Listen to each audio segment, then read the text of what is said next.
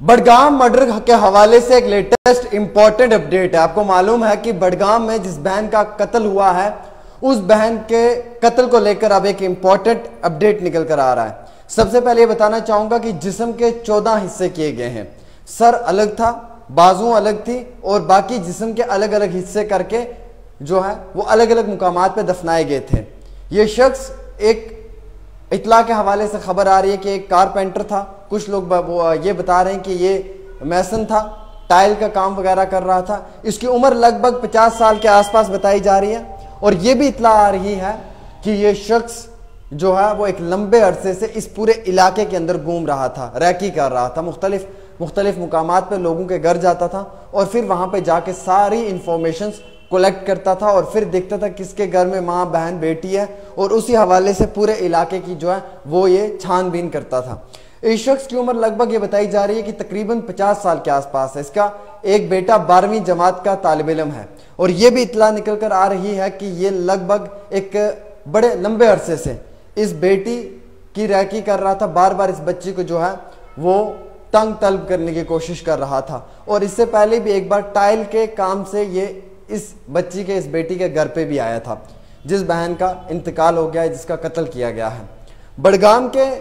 इस दिल दहलाने वाले हादसा के बाद वादी कश्मीर के अंदर तमाम लोग कड़े अल्फाजों में मजम्मत कर रहे हैं। हालांकि बडगाम के अंदर प्रोटेस्ट हो रहा है और लोग डिमांड कर रहे हैं कि ऐसे शख्स को जो है वो फांसी की सजा मिलनी चाहिए और लगातार लोग ये अपील कर रहे हैं गवर्नमेंट ऑफ इंडिया से भी, जुडिशरी से भी और तमाम बड़े ओहदेदारों से कि इसे ऐसी सजा दी जाए कि जो समाज के लिए एक इबरत बनकर आए। इस शख्स की उम्र 50 साल है, 12वीं जमात में इसका एक बेटा पढ़ रहा है, ज़राए के हवाले से हमें मालूम चला है और ये उस पूरे इलाके में घूमता था, हर एक के घर पे जाता था। कई सारे मुकामात पे तो एक कारपेंटर का काम करता था और कई सारे मुकामात पे ये मैसन भी बनकर काम करता था। ये भी हमारे पास इत्तला आई है और इस बच्ची को इसने काफ़ी ज़्यादा हरास किया है,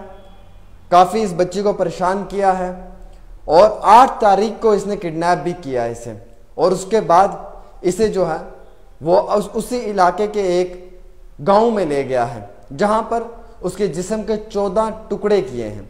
सर जो है वो अपने घर के बगल में ही छुपा दिया था और बाकी जिस्म के हिस्से अलग अलग मुकामात पे, जिसमें कि कुछ हिस्से जो हैं वो टैंकी में छुपाए हुए थे जब पुलिस ने वहां से बरामद किए और कुछ हिस्से जो हैं वो नज़दीकी एक गांव है, गांव का एक कदल है, ब्रिज है, शायद तकरीबन उस घर से 1 किलोमीटर की दूरी पर होगा जहां पर उसने वो कुछ हिस्से जिस्म के जो हैं वो छुपाए हुए थे। बड़ा दिल दहलाने वाला वाकया है वादी कश्मीर का और इस वाकये के बाद वादी कश्मीर के अंदर तमाम खवातीन जो हैं वो एहतिजाज कर रही हैं, मर्द अफराद एहतिजाज कर रहे हैं, बुजुर्ग एहतिजाज कर रहे हैं, बच्चे एहतिजाज कर रहे हैं और सब लोग ये डिमांड कर रहे हैं कि इस वेशी सिफत इंसान को जो है वो उम्र भर की सज़ा सुनाई जाए, उम्र कैद होनी चाहिए या फिर इसे फांसी की सज़ा सुना दी जाए। इस तरीके की जो है वो वहाँ के आम शहरी प्रोटेस्ट करके डिमांड कर रहे हैं। मैं आपको बताना चाहूँगा कि जब ये खबर सोशल मीडिया पे वायरल हुई तो तमाम लोगों को काफ़ी दुख हुआ। दुख इसलिए हुआ कि एक हमारी बहन जिसकी उम्र लगभग 30 साल बताई जा रही है और उसके साथ जो हुआ वो नाकाबिले कबूल हुआ, वो नाकाबिले बर्दाश्त हुआ और जिसे कोई भी बर्दाश्त नहीं कर सकता है। अब इस केस के अंदर ये भी मालूम चल रहा है कि इस शख्स ने इस बहन के जिस्म के 14 हिस्से किए हैं। ये वाला हिस्सा काट कर अलग किया था, ये टांग वाला हिस्सा अलग किया था, सर तन से अलग किया हुआ था, सर अपने घर के ही बगल में छुपाया हुआ था और बाकी जिस्म के अलग अलग हिस्से अलग अलग मुकामात पे छुपाए हुए थे। अस्तगफिरुल्लाह, मतलब ये कहने में भी दिल दहलाता है, दिल डरता है, दर्द सा होता है जब आप ऐसी बात करते हैं। और ये इसने एक जवान बच्ची के साथ किया और जिस बच्ची की उम्र 30 साल थी, जो जवान बेटी थी, जो किसी के घर की इज्जत थी, हिफाजत थी, आबरू थी। और इस शख्स ने इससे पहले भी इस बच्ची के घर पे जो है वो रिश्ता वगैरह इस तरीके की बातें भी करने की कोशिश की है इनडायरेक्टली थर्ड पार्टी से और बाद में घर वालों ने जो है वो इनकार किया था, बच्ची ने भी जो है वो इनकार किया था। ये बार बार इस बेटी के फिराग में था, ये इसे इसकी रैकी करता था, ये इस पे नज़र रखता था और मौके की ताड़ में था कि कब इसे मौका मिले और ये इस बच्ची का कत्ल कर दे और इसने वही किया। जब इसे मौका मिला तो इसने कत्ल को अंजाम कर दे दिया। हालांकि ये एक अकेला नहीं है, इसमें शबीर अहमद वानी, इसके साथ एक बहुत बड़ा ग्रुप भी इन्वॉल्व है जिसकी पुलिस पूरी तफ्तीश कर रही है, छानबीन कर रही है। ये काफ़ी ज़्यादा लोग इस पूरे एपिसोड में मुलव्विस हैं जिन लोगों ने इस कत्ल को अंजाम दिया है। ना कि सिर्फ ये एक कोई शबीर वानी करके ही शख्स होगा, बल्कि इस केस में कई सारे और भी शख्स जो हैं वो मुलव्विस हैं। हम जम्मू कश्मीर पुलिस से गुजारिश करेंगे कि वो इस मामले में प्रॉपर तरीके से जो है वो छानबीन करें और इस मुजरिम को जो है, अपराधी को जो है वो सख्त से सख्त सजा सुनाएं। फिलहाल बडगाम के इस मामले को लेकर जो है वो देश भर में जो है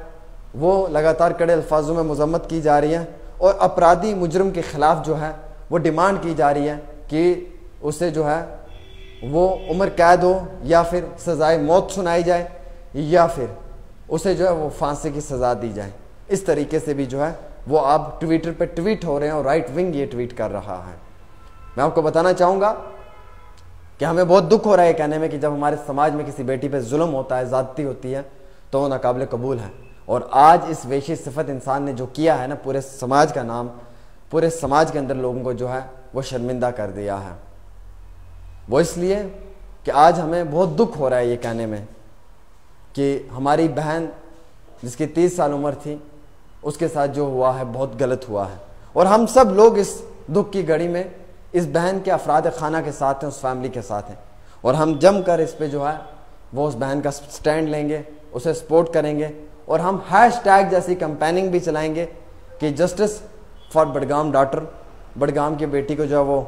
इंसाफ मिलना चाहिए। इंसाफ की पुकार है हमारी और इंशाल्लाह इंसाफ मिलकर रहेगा। आप इस वीडियो को शेयर करें, देखते रहें डेली तस्कीन। आमिर सोहेल के साथ। अस्सलाम वालेकुम।